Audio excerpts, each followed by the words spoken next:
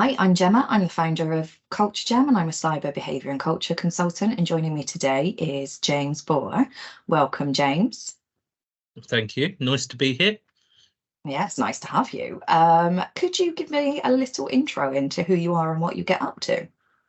So nowadays, I generally say I'm an independent consultant or just a consultant, which covers a multitude of sins.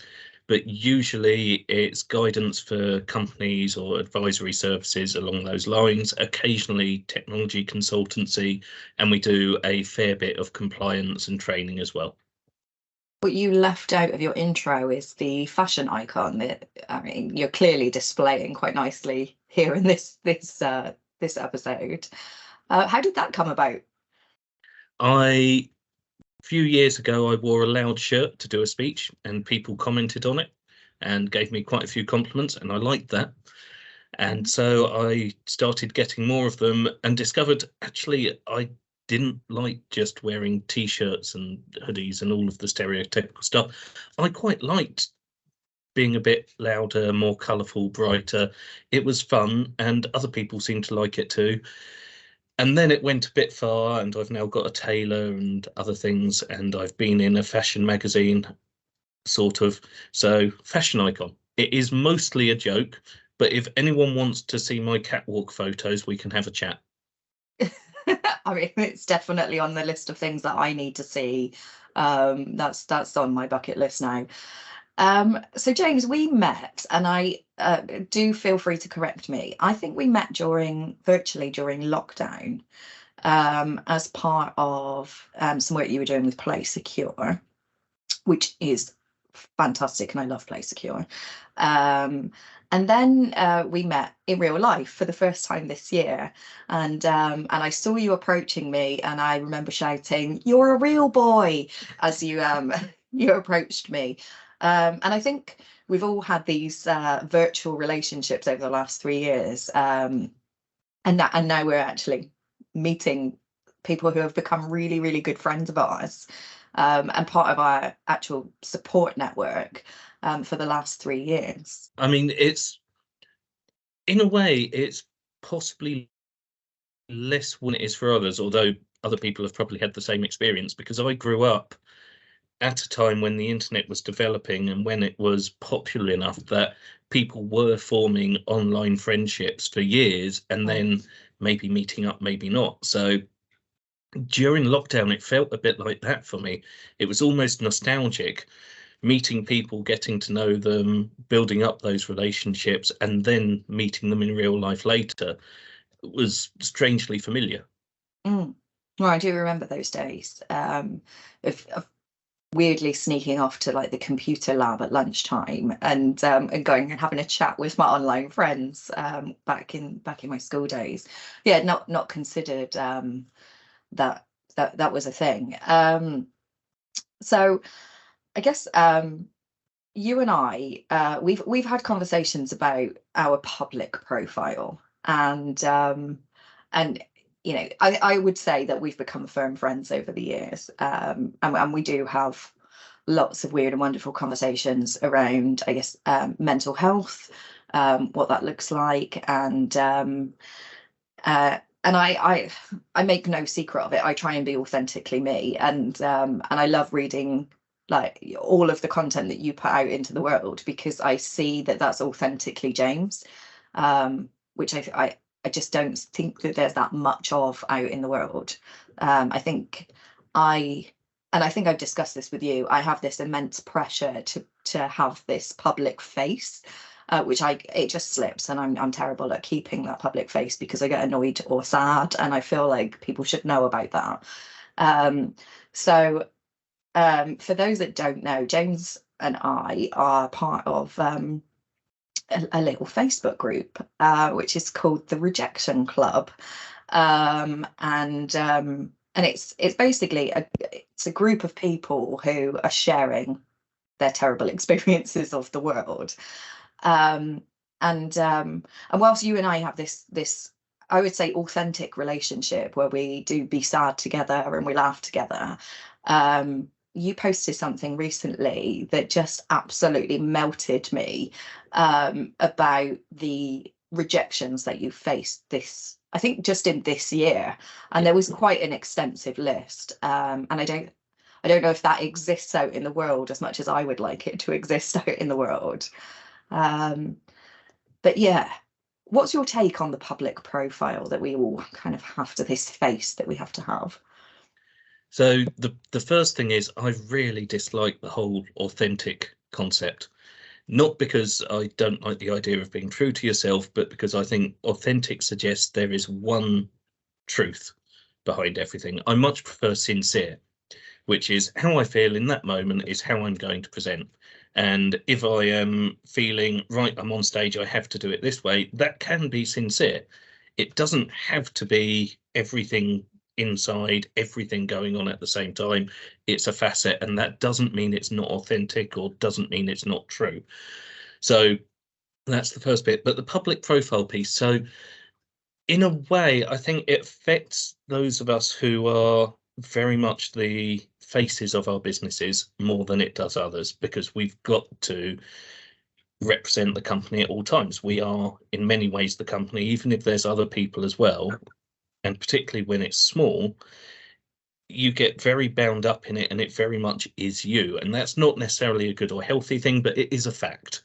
Mm. So as part of that, you almost have to filter and be selective about what you're putting out. And it doesn't mean make things up. It just means you don't necessarily have to see anything at all or everything at all times. In the same way that when people go to the office, if they're working for a company, they won't bring every piece of personal life with them necessarily. They might leave some things at home. But if you're very much bound up with the company that you're running, that changes it slightly, and you almost have to prune a bit when you're presenting professionally and be a bit more selective. I'm not saying that's a good thing, I'm just saying it's what you have to do. Mm. I as you probably know, I'm probably one of the most honest people out there, and I really struggle with that filter side of things, of what is appropriate. So much so it's got to the point where when I meet people in real life for the first time, they say to me, "What's wrong with you?" And what they mean is, I guess, what stage of neurodiversity are you? Because there's obvious, it's quite apparent that my brain works in weird and wonderful ways, and I'm quite public about that because I discover things about my brain and then I put that out there because I find it really useful as a process to go through, but also because I find it useful learning about how James thinks. Then that it allows me to learn something about my brain. But I find the being selective part of it really, really challenging. See, I think that's absolutely fine because I love finding out more about how your brain works because it is very different to mine. I Mm. think the selectiveness is more not posting, oh, I had an awful day. I went home and I drank 3 whiskies because it was so bad, and then I went to bed and cried myself to sleep. It is a degree of selectiveness, but it doesn't mean not posting about how your brain works or things you're discovering. It doesn't mean not being personal. It just means not the same thing you might do on Facebook where you just vent to people, because you are always having to be a bit professional. So if you're venting, it has to be a little more private, a little more closed than just going on and doing a rant on Facebook or Twitter or even LinkedIn, where it's Mm. not going to affect your company and not going to affect your business. Yeah, I think I read I think it was on Twitter, with X now, but I mean we're never going to not call it Twitter, It's but Twitter. it's Twitter. That you were having toilet troubles, in that you didn't have a functioning toilet in your home, and then this toilet had appeared in your hallway, and I sent you a message saying, "Oh, I've been following your toilet drama. We'd really like to catch up, but like, do you have a space for that?" And yes, I I wish there was more toilet drama in the professional world, because I think, yeah, people buy from people, and I love your authenticity, or I forget the word that you said because authentic is my word. Sincerity is the one I Yeah, prefer. I love that about everything that I see that you put out into the world. And like when we have conversations, you know, as you know, and most people know, I have this huge crippling fear of public speaking. But it's an expectation when you are the public face of your company that you have to go and do these things. And I'm trying to get better at it. But a lot of our conversations are you listening to me say things and all of my personality being void from that experience. Because that's where I'm trying to be the public face of something as opposed to being sincere and putting my thoughts and feelings, when actually people are coming to talk to listen to something I've got to say because of that sincerity and the real life experiences. So a lot of time we spend together is you trying to pull the sincerity and the story out of me. Well, you recently got an award for that, Best Pitch, and Yes. when we, I think it might even have been the first time we met in person, you were speaking at that conference and people were coming up to you afterwards and saying it was the best talk of the day. Quite a lot of people were doing that. And it was because it was very much you. And that doesn't mean it wasn't a professional face and wasn't a business face. It was just very much with your particular slant on it. And while I say, yes, you have to prune and have to filter, it's more if you're going into a formal pitch meeting, you don't go into an expletive-laden rant about the state of the industry, however tempting it is. You just take the expletives out and you moderate it a little bit so not all of the anger comes through, but there is still that personality. So I think there's a reason you got the award and there's a reason people keep coming up, and it is because you are coming across very personal. So earlier this year, and I think it was it around May sort of time, you started actually coaching people in speaking as opposed to just your friends calling you and saying, James, please help me. And I guess there's a lot of learning in terms of brain work. As you just said, a moment ago, I put my brain processes out into the world. That must be really, really tricky. I know from when I taught life skills, there are wild cards. There is no one size fits all for people. How's the how are you finding the public speaking coaching aspect? I'm really enjoying it, but I am being quite selective about who I take on for it, because there are people where I can turn around and say, I'm not the right person to help you longer term. I can help you with this presentation where you've got a particular aim, but my approach isn't going to work for you. And there are others where it's an instant mesh. So there is variance. I think with public speaking, I've got a very particular approach, and it's not the standard one of rehearse constantly, write out every word, plan everything. It's very much more, I won't say off the cuff, but very much more designed to give you that chance in the moment to adapt and change and shift.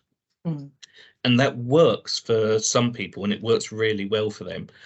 Other people want that more structured, more defined approach, and that's fine. That's what works for them. But it does mean we're not going to work together. I'm not the right person to support them. And I will tell them that straight away rather than waste months of both of our time when it's not going to help them get anywhere.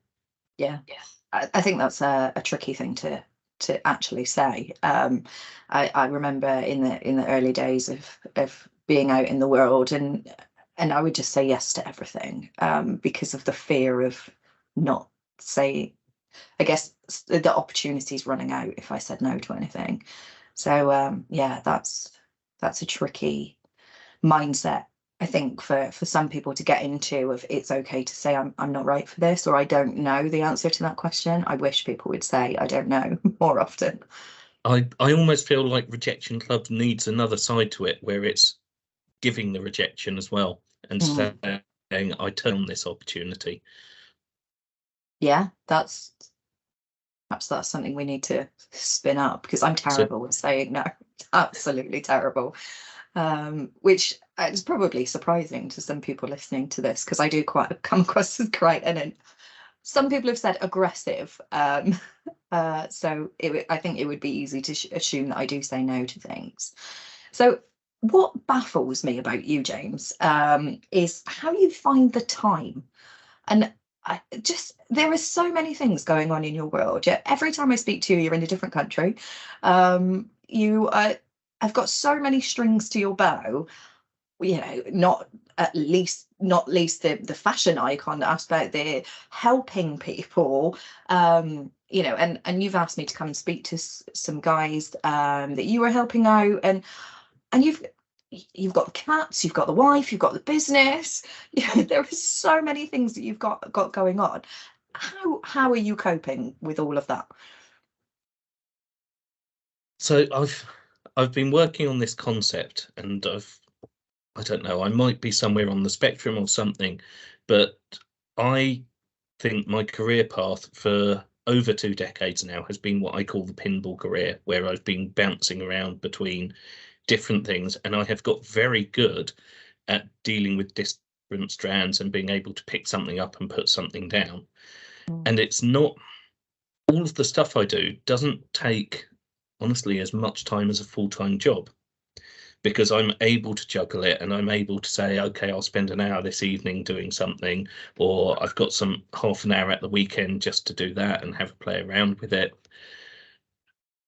I'm just good at, I suppose, dealing with the chaos. I thrive better in chaos and variety than I do when I'm doing something very defined and very structured. So I don't think I would be able to do it as well if I was just focusing on one thing full time. But where I'm juggling lots of balls, I'm perfectly happy so long as they stay in motion. It's a nice analogy. In a couple of the episodes that I've recorded, and actually there are common themes in discussions that are appearing, and not because I'm leading them that way, but finding your place in the world has been a strong theme. I think I was having a conversation with Jim Newman, who's CISO of Capco, and he was talking about how he strives in a high pressure environment. Jemma Moore from Cyberus, again, she's found her place. I found my place in cyber, and I'm quite open and honest in that I don't know, I don't necessarily agree with being in a box, and I've always fought the box that people put me into. But when I kind of discovered the cyber world, I found my best friends, and a bunch of misfits and excellent people who just welcomed me in. And so I guess you found your place in the world in this ping pong machine game of everything going on, and that being your optimum space. Yeah, except when, I want 5 hours off and I'll go sit in the hot tub or go for a walk or go and lift weights or something. So Mm. there is the downtime as well. I don't want to give the impression that I'm doing 30 hours a day. I'm absolutely not. Like I said, it is less than I'd be doing if I was just doing one full-time job. Mm. I always joke that I'm unemployable, because I guess when I had real jobs, I would say I was unmanageable. But now I say I'm absolutely unemployable. I don't know if I could go back to a corporate world, where there was a structure to my day, because I absolutely like that. I love the analogy of the ping pong. Is that's absolutely the environment that I thrive in. So one thing I found towards the end of when I was working in offices for other people was that 80% of my week was just tending to work because I had to be there, but Yeah. there wasn't anything I needed to do. Mhm. And 20% was the valuable stuff. And when I've then gone independent, what's happened is all of that valuable time, that 20% with different clients, that's enough for everything they need me for. They don't need me for the other 80. There's no value in them in paying me for it. And if I wouldn't say there's no value in me sitting there and pretending to work, it's worse than that because I get mind-numbingly bored. Mm. So I need to be constantly useful Yes. or doing something else in order to be comfortable with what I'm doing, in order to be happy. I Mm. found it so frustrating doing effectively make work Mm. to justify time when I felt I could do everything you want for this week in 2 hours and you'd be happy and I'd be happy and I could go and do something else. So I could probably go back to an office, but I wouldn't be happy about it. Not full time, not if I wasn't making the best use of my time.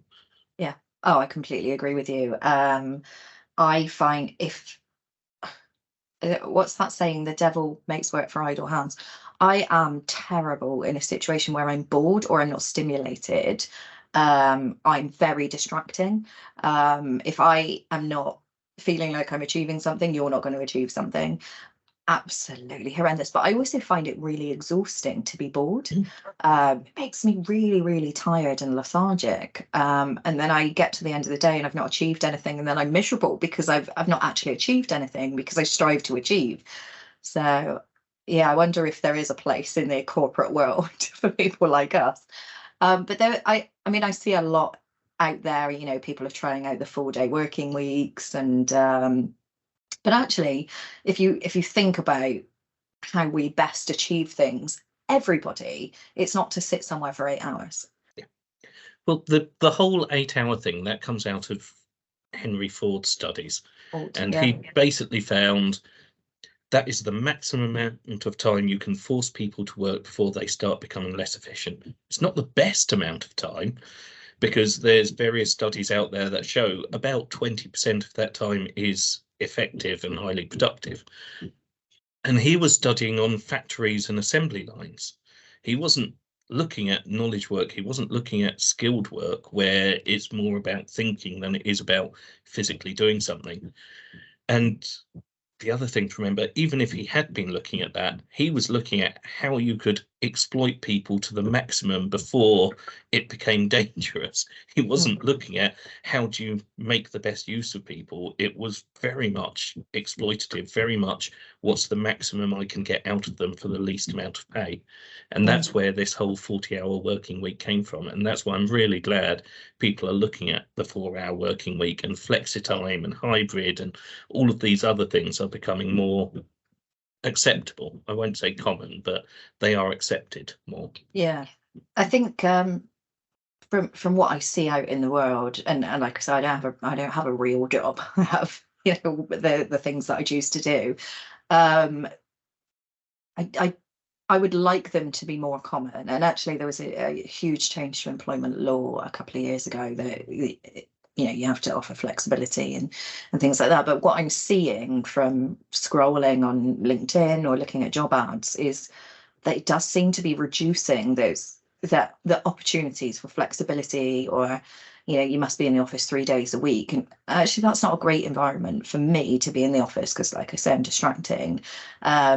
Back when I had a real job, I worked at a lot of companies where it was like you finish at 5:30, and so we just washed up our cups for the last half an hour of the day. I mean, no work happened in that time. We just joined the traffic queue going home a bit later on, and so there's no efficiency in drawing out that time over 8 hours, like you say. And somebody needs to do something about it. Well, the commute was the thing I really grew to hate, because it was in London. In theory, it was a 1 hour commute. In practice, at times, I think my record was 4 hours on one leg of it once, due to delays and other problems. And that was half the day. So that's an issue. I do think there is a place for physically meeting up. I've actually got clients who have taken their offices and converted them into open meeting rooms and open spaces, so you can still have people come in, work together, work in there a bit. They've got booths and things for where people want to sit down and do their quiet work, but they've reduced the amount of space they're using, so they're saving a fortune on rent. And they've still got this opportunity to bring people in when they need to work together, because that's the big argument people make against purely remote work, that, oh, you're not having all of those incidental conversations, you're not getting all of that added value. Well, I can see that in certain industries. In more tech ones, we've got all of those conversations. We're so used to being online. We are terminally online people already. Yeah. We have instant messengers, we have email, we send text messages, we chat to each other constantly. There's not that much value in saying, well, we'll physically stick you in a room, because we'll probably still instant message. Standing up and walking over seems like so much effort. Yeah. Absolutely. So October is the cybersecurity awareness month, and I just wanted to ask you quickly. I think, I mean, we've hurtled through cyber awareness month. What have you been up to? Have you got any plans? What's going on in your cyber awareness month? I am doing my usual thing of completely ignoring it, or not completely ignoring it. There is some good content out there and various other things, but it's the same way I feel about a lot of other awareness days, awareness months, that if you're having to have a specific period of awareness, what you're saying is you don't have to pay attention during the other 11 months. And I kind of dislike that. Mm. It's security is important to people all the time, not just for October. And actually, there is one thing I really do like about Cyber Awareness Month being October, which is that there is so much fear, uncertainty, and doubt in security and cybersecurity. Having it in the same month as Halloween just seems perfect. So I will give it that. Yeah, I mean, I've been having a lot of conversations about the timings and whether it's a good thing or a bad thing, and I make no secret of I I don't agree with the concept. I think the timing of it is terrible, or there is the Halloween aspect of it, but we're leading right into the highest peak of fraud season, and you've actively disengaged people with cyber things by ramming it down their throats. So yes, unfortunately, have this, like I say, this huge amount of peer pressure to be doing things and having this public face, and because of the nature of the work that I do. James, if Cyber Awareness Month was a magic genie in a bottle, and you could have one cyber wish, what would that be? Get rid of the people are the weakest link narrative. Yes, no arguments. Absolutely. So Mhm. there's two reasons for that for me. One is that people are the only thing that matters in the whole cybersecurity equation. Mhm. Everything else is just connecting a person who wants to cause harm to a person they can harm.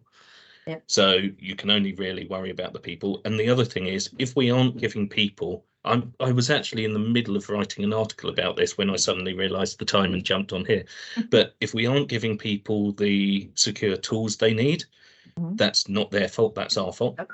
Yep. Or arguably, we might share some of that with development companies as well, but that isn't the fault of the user. We aren't giving them the knowledge and the experience that they need to properly assess things, and we aren't giving them ownership of their own decision making to protect themselves and the resources to use, then it's not their fault.